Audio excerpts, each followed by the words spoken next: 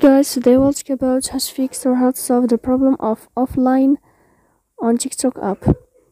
To know how to fix or how to solve offline on TikTok app, you should just go to settings. Here you can go to apps, default apps, app settings. Then you'll enter to the window or to the app of TikTok and you can click.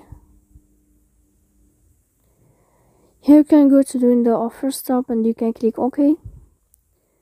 Then you'll enter to the window of storage. Here you can click clear cache. But pay attention, don't click clear data because that can cause you errors or can delete your account. In the end, you can turn off your phone and you can wait a moment to turn on your phone again.